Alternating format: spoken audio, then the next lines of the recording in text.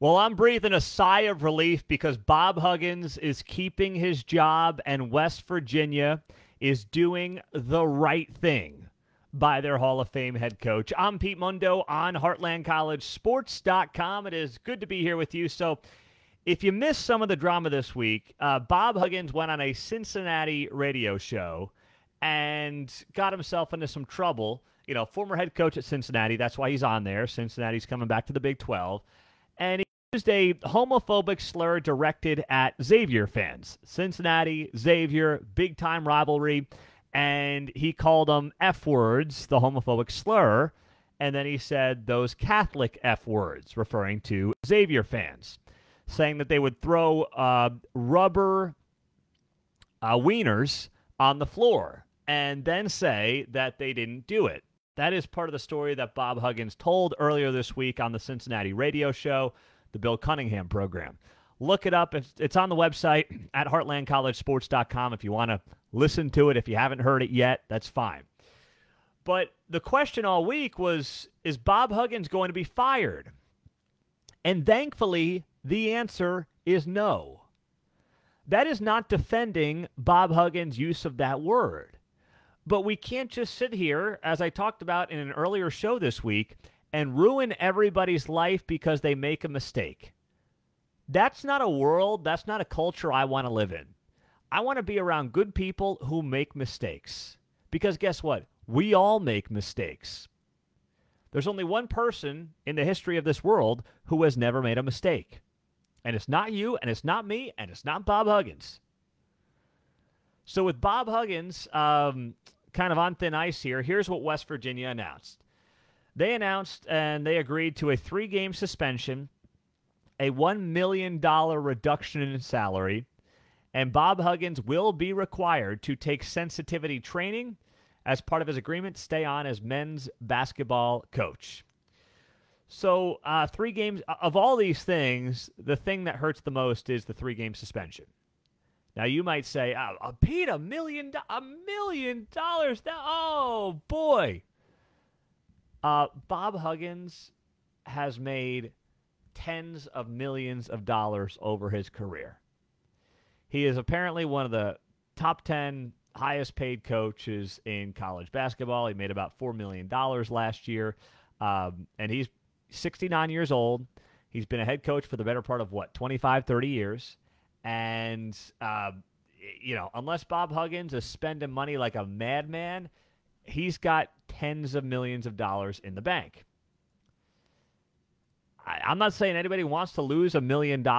I'm just pointing out the obvious, which is unless Bob Huggins is the worst guy with money who desperately needs the Dave Ramsey show that you're ever going to find, then, $1 million, it looks big. Here's the thing. It's an easy way for West Virginia to look like they're doing something when really nothing is being done. Not that $1 million is nothing, but it doesn't impact Bob Huggins' life in any way. It just doesn't. Yes, it's a big price to pay, but this is not you or I having to pay $1 million or losing $1 million, right? It's not the same. So on paper, it looks like a big number, but the bigger thing is a 3-game suspension. He's going to have a lot of new guys. A lot of new transfer guys are going to be in the mix there with West Virginia. You're trying to get them gelling early. And, West Virginia said, okay, we'll do 3 games. And then he's going to take sensitivity training as part of his agreement. And, I don't know about you. I work for big corporations. But there's always the sensitivity training. We've all been in those courses if you've ever worked in corporate America in some capacity. You go through them. Most of those things are things things you're not supposed to say, and we all move on. The bigger lesson here for Bob Huggins is this. Bob Huggins used a word on the radio that we really shouldn't be using in 2023. That's a word, though, that, let's be honest, in sports culture has been used between guys for decades. Doesn't make what he did right by any stretch. The bigger thing, what Bob Huggins may need, is just a little Media 101 reminder crash course. Who you're talking to, where you're talking to them, what's appropriate in that situation and what's not. It's really that simple. But it's clear that West Virginia never had any plans to fire Bob Huggins. And good for them, because they should not have fired Bob Huggins. That would have been a colossal mistake and a horrible way for this guy's career to end because of using a bad word and, yes, a homophobic slur on a radio show in Cincinnati. I know that a lot of the, air quotes, national columnists, because they're really just activists, were doing the whole, I'm outraged, fire Bob Huggins, Pat Forty and Dan Woken, as I call him, Woken. But I think he's, instead of Woken with the L, I think he's just Dan Woken. So guys like, oh, I'm so outraged, he will lose his job. If I said that, if you said that, we'd lose our jobs. Well, here's the thing in the real world. In the real world, it is not equal across the board when it comes to punishment in these situations, nor should it be. Nor should it be. Certain people in the workplace are more valuable. I know that might be a surprise to some of you, but that's how it works in America. And, if that was a first-year head coach who had just come off a horrible season, who had not proven himself, then maybe the outcome is different for that individual, right? If West Virginia's got a new hotshot 35-year-old coach who goes 10-13 in his first season, then you know what? He's probably got himself in some major trouble, because at that point he's embarrassing the university. He hasn't proven himself. He's got no real connection, and they'll just say, we'll cut the cord. We'll cut bait here. But Bob Huggins is not that. Bob Huggins is West Virginia. Bob Huggins, I know he struggled the last couple of years. He's done so much for that program. He's helped it, make that transition from Big East to Big 12, and he's had enormous success. He is West Virginia.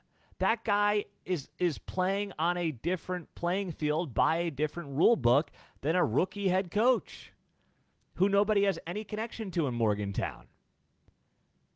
There would have been rightfully outrage if West Virginia had gotten rid of this guy in this moment because of what he said on that Cincinnati radio show. And guess what? West Virginia fans would have been right to be pissed off, because then that entire athletic department and the entire university would have kowtowed to a loud group, a minority group, and I don't mean like LGBTQ group, I just mean a loud minority of people who think that he should have been fired. Most people would have said and looked at this and said, inappropriate, shouldn't have done it, let's apologize, let's learn from this, and let's move on. Not everybody who makes a mistake, I know this is going to be shocking to some of you, but not everybody who makes a mistake in life has to have their life ruined because it offends you. Sorry, but that's a fact. Not everybody in life has to have their careers and their livelihoods upended because it's offensive.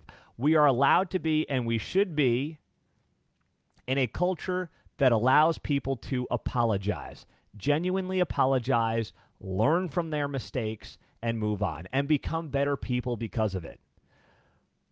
We can't just live in this culture and live in this society where everybody is just trying to get everybody canceled and fired because they said something bad. I don't know what's in Bob Huggins' heart, but I take it West Virginia does. And I will take them at their word that they went about this, they did their investigation, and they went about it the right way. All right, so what did Bob Huggins, he put out a statement, by the way, the statement came down on Wednesday.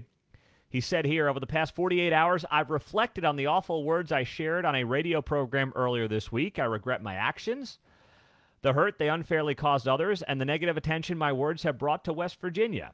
I also regret the embarrassment and disappointment it has caused our athletics family, members of our campus community, and the state of West Virginia. I am sorry for the hurt and distress I have caused our students and our student athletes. I represent more than just our university and our basketball program, and it pains me to know that I've let so many people down.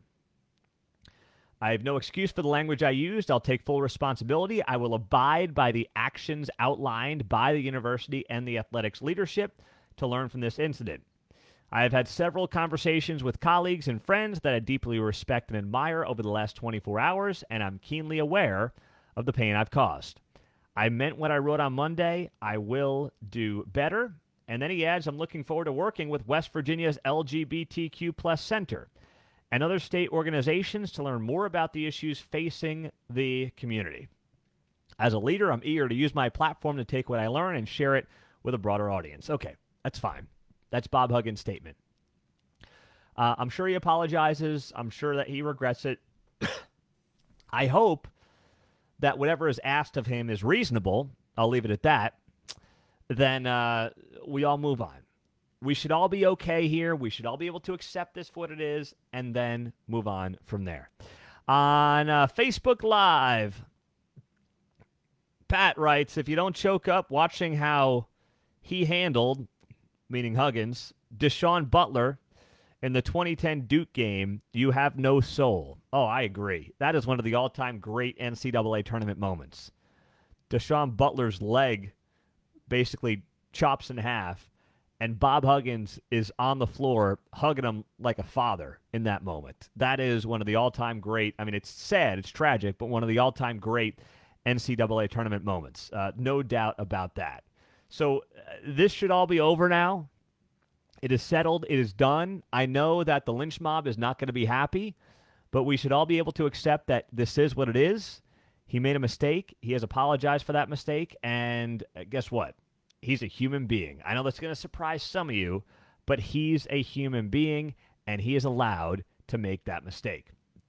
So you're aware, and so you're in the loop on this. The Big 12 softball tournament has changed its schedule due to weather. They are now moving games up to 10 o'clock Central Time starting on Thursday. Those games were set to begin at noon Central Time. They're moving those games up. So we're going to be covering it. Our guy Brian Clinton's going to be down at the Big 12 softball tournament this week in Oklahoma City. So make sure that you check out what we've got on the website. We'll have a ton on social media, on our Instagram page, on our, obviously, Facebook, Twitter pages as well. And be sure to go check it out and catch all the Big 12 softball tournament coverage at heartlandcollegesports.com. I'm Pete Mundo. Glad you guys are here. Thanks for jumping on for a few minutes and joining us talking about this breaking news around Bob Huggins. And we'll talk to you soon. Have a great rest of your day. See you later.